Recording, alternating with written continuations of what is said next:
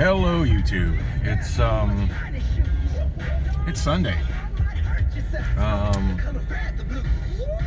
should be paying more attention to the date. 19th of September. I had to look on the Obama phone. So Sunday, September 19th, 1:06 p.m. And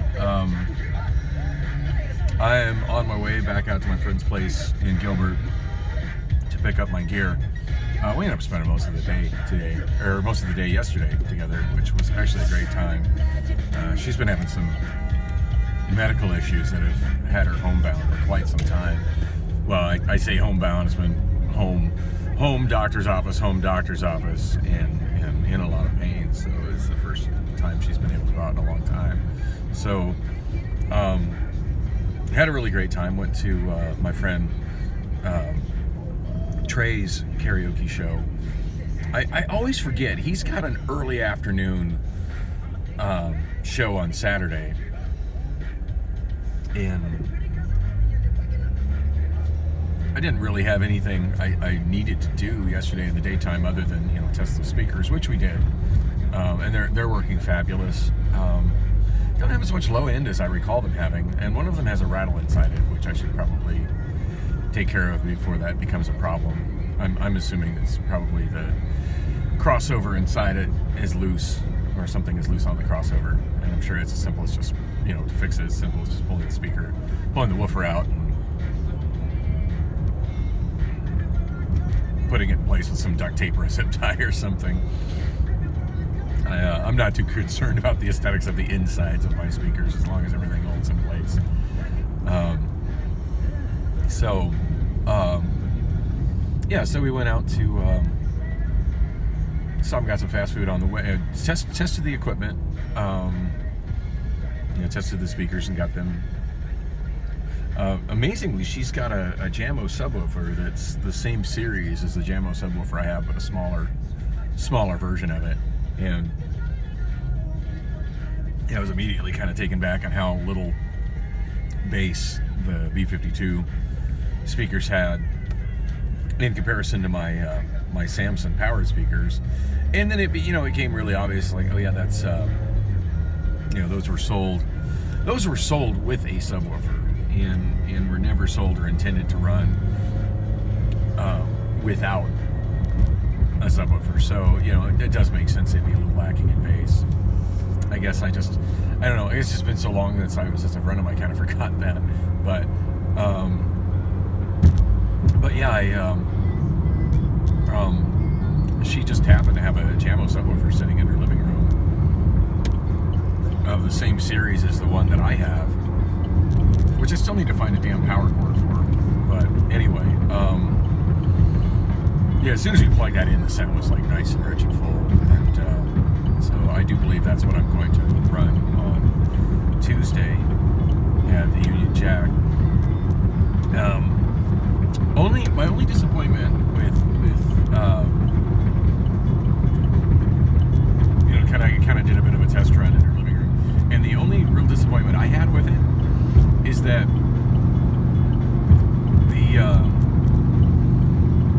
the only VU meters on the mixer portion of that Behringer, when you're using its internal amp, using the whole PA like it should be used as a PA, it only shows you, there's no way to meter it other than what the output is. Like, there's no way to set the calibration on the meters, on the VU meters, to where to where you can basically set the volume where you want it, and then watch the VU meters to keep it zero decibel level at that volume. The VU meters reflect how much power is being pushed out by the amp, and in order to get the VU meters up high enough to the point that they're of any value in trying to keep your eye on the levels, that thing is just so deafeningly loud that there's no way I'm going to be running it at that level inside of the Union Jack, and that sucks. It sucks. It's a shame that that unit doesn't have a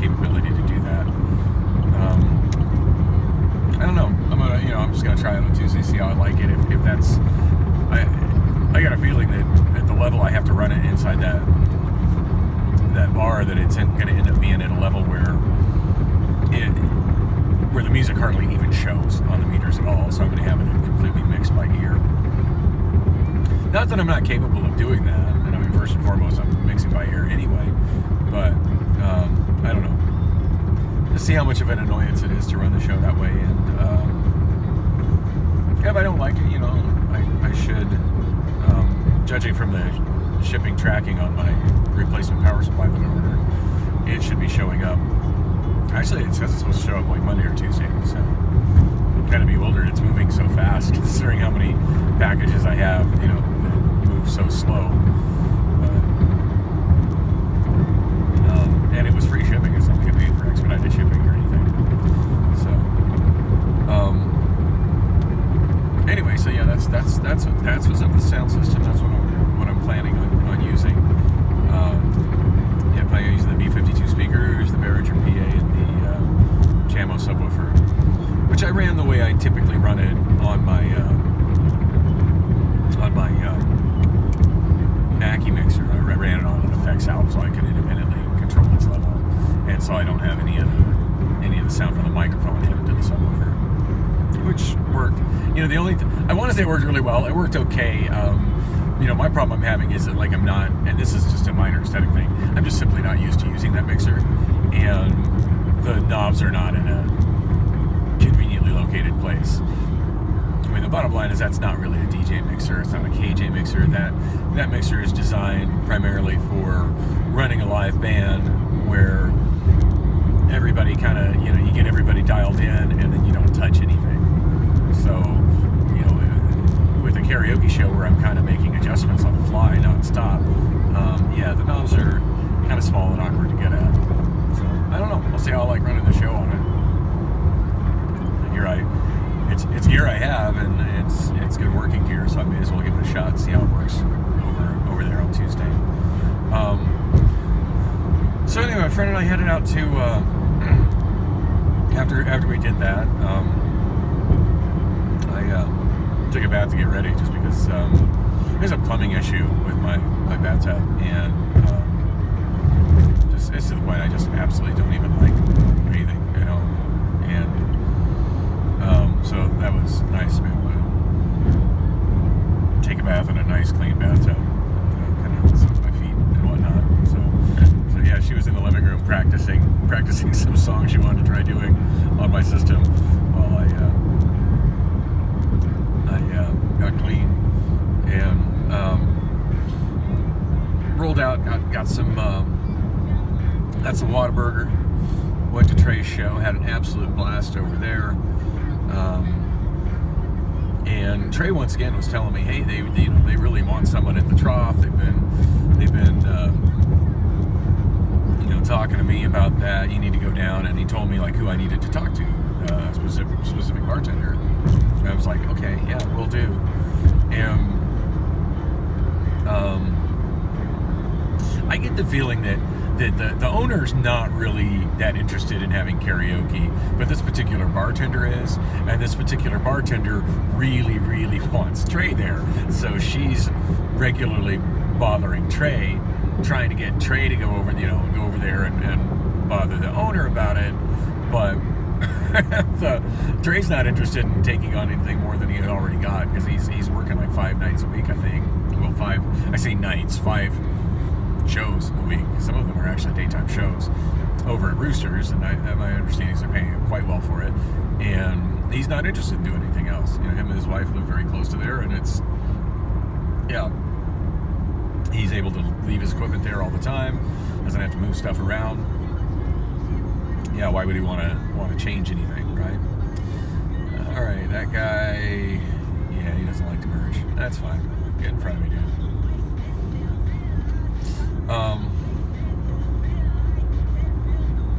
Really wish they'd continue that lane a little bit further south. I think it would help the congestion, because where that lane ends, there's always a squeeze right there, even in the best of traffic times. Anyway, what was I saying? So Trey was again telling me, hey, you need to go down and talk to I forget the bartender's name, Cheryl, I think. So you need to go down and talk to Cheryl. That's who you need to talk to. I'm like, oh, okay. And I was like, well, you know, when she's there, he's like, no, you should just call and find out where she's working, or just, you know, go down and ask. I'm like, oh, okay. And those have been following this vlog for a while. I mean, I was there maybe about a month and a half ago. And that was kind of my focus of trying to go there. And I took several trips out there, and it was kind of all for naught. Just wasted a lot of time and a lot of gas.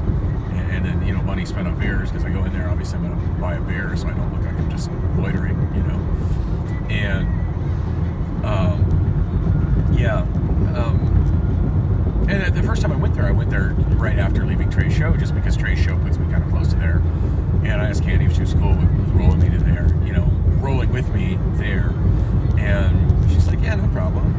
And so, you know, it seemed like the best time to do it. I mean, it was still fairly early in the evening. I forget what time he shut down. I think 7 o'clock. It seems really early to end a karaoke show, but yeah, it's when I think he stopped at 7. So just went down Main Street and went over there, and the bartender just happened to be there working. And I talked to her, and of course she's just she's, as I kind of expected, she's not management. She makes no decisions. She's a bartender. I mean, she may be a senior bartender that has a little more clout than some of the other ones, but she's a bartender. And she said that would be the decision of the manager, that I need to talk to him. And she said that he was in the office doing some stuff, and that you know, she let him know that I was there. And I'm like, okay, cool. And I sat there for quite a while, mostly just, you know, talking with Candy, and I had a beer and playing around with the TouchTunes app.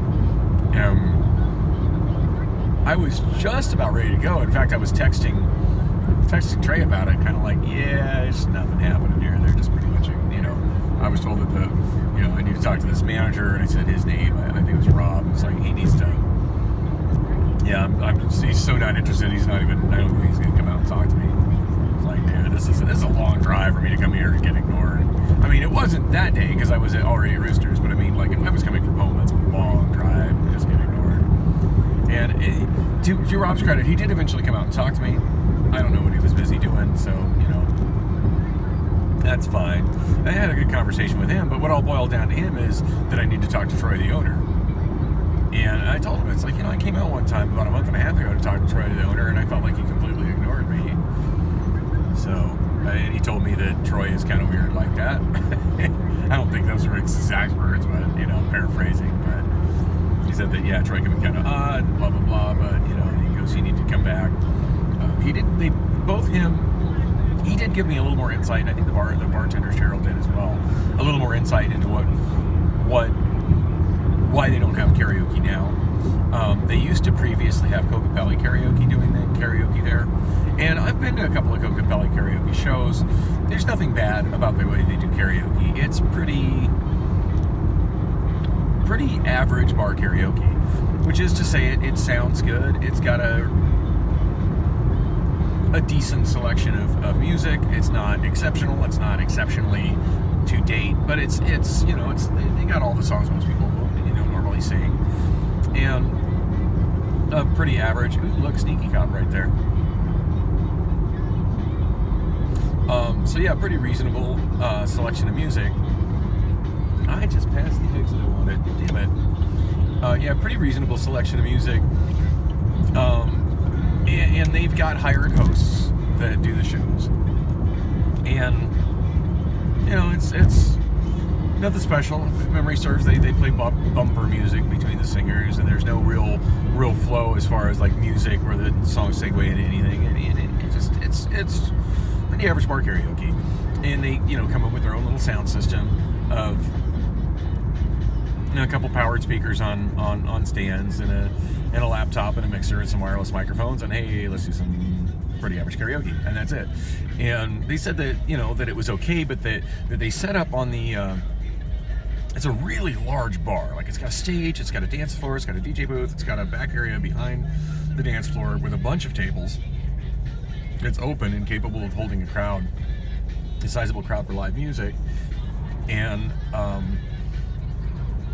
it's also got a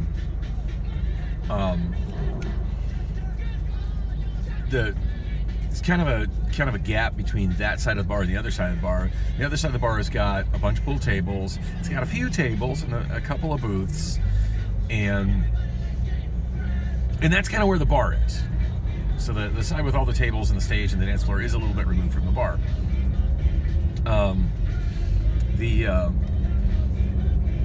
The bartender, and I've had a few people tell me that when Kokopelli Karaoke was there doing karaoke, they would set up on one of the booths. They would actually set their equipment, and they'd sit in one of the booths and turn one of the booths into the DJ booth, so to speak.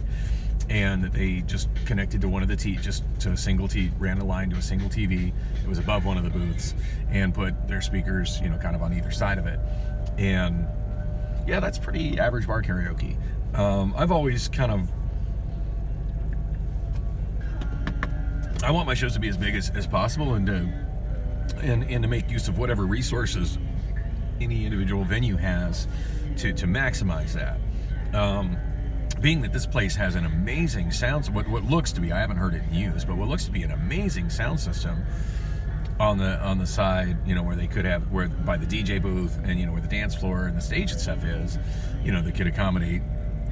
I don't know if when they do live music there, if they utilize that, but I mean, they certainly could. Anyway, the speakers are very well placed.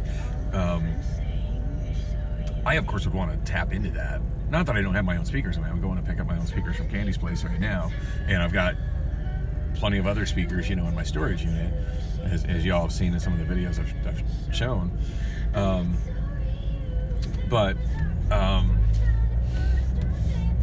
I mean, if there's something that's already in place at a bar that's better for the bar, I mean, it makes so much more sense for me to connect to that. And of course, obviously there's not a screen at the foot of the stage, but I have that. And she's got the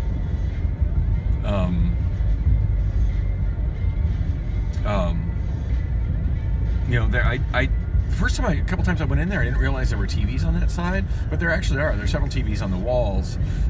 They just never turn them on because nobody's really hanging out over there. And I guess that's just maybe to save power.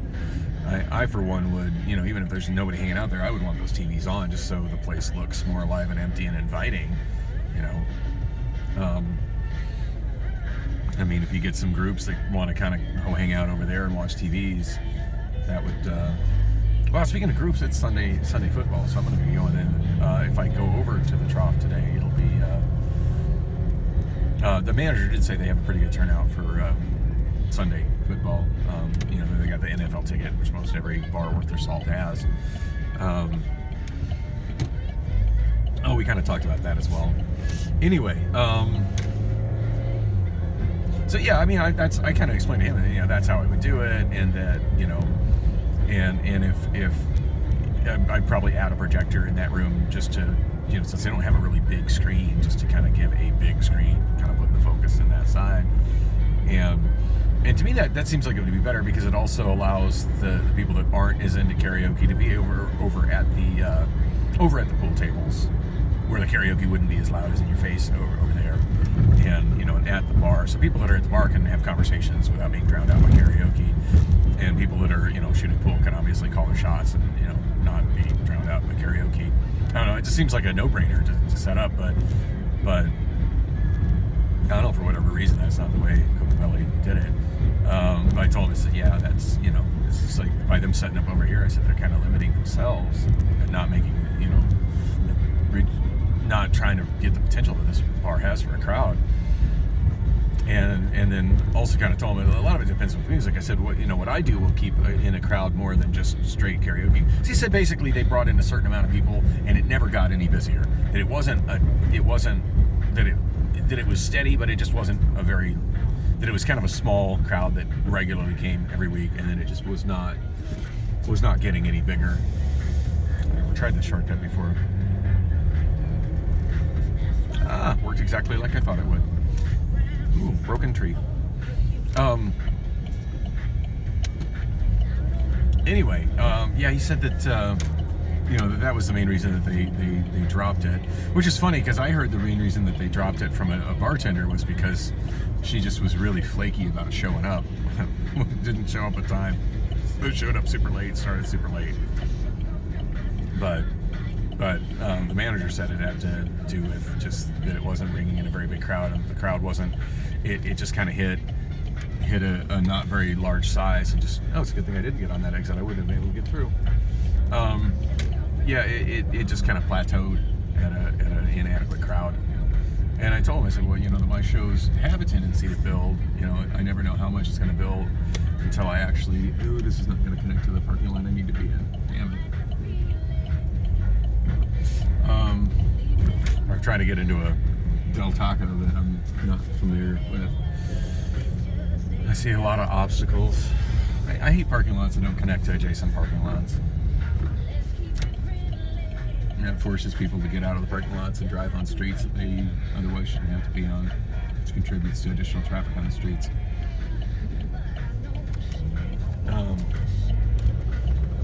Anyway, so I was, telling him how I also played music video and DJ'd, so it wasn't just a handful of karaoke people driving the non-karaoke people out, that it was kind of a show for everybody, and that, but that it had a tendency to build because I have a very large selection of music and I'm doing more than just straight karaoke. And then it kind of boiled down to, these are the things that you need to tell Troy, because I don't make the decision, and I'm like, okay. I was kind of hoping that I could get him to kind of tell Troy that stuff, but obviously I'm going to have to try and connect with Troy, and hopefully that works better than it did the last time when I felt like he just completely blew me off. So I don't know when I'm going to go back over there, but give it another shot. I'm committed. I'm going to give it another shot. So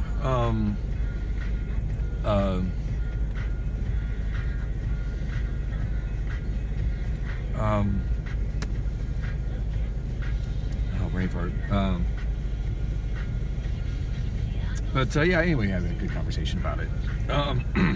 Anyway, after that, we decided. I asked if Candy wanted to roll with me up to the 92nd Street Cafe, because I really wanted to go there for their Saturday night karaoke, just to kind of talk to people about the fact that I'm got a new show on Tuesdays, just 3 miles to the north. And also at 92nd Street Cafe, they seem to bring in a pretty good crowd for karaoke, but that is one of the weakest selections I've ever seen. It's, and I'm pretty sure they're using a streaming service for karaoke. And one of the problems you run into with streaming services for karaoke is copyright clearance. It only has what is currently available. And certain artists every now and then put cease and desist on their karaoke songs, which puts a stop to it being streamed. That doesn't stop me having it, because I bought it on physical discs that were licensed or presumably licensed at the time they were sold. They can't take what I have away from me because I have it. That's, to me, the biggest thing about physical media versus streaming services. If you own a DVD of a movie and that movie gets canceled, suddenly it's not on streaming services anymore. Hey, I still got the DVD. I can watch it whenever the hell I want. Same principle applies for karaoke. And so I figured it would kind of be good. I figured going there, we'd surely run into people that had wanted to sing songs and couldn't sing the songs they wanted to sing. All right, I'm gonna order a big old bag of tacos.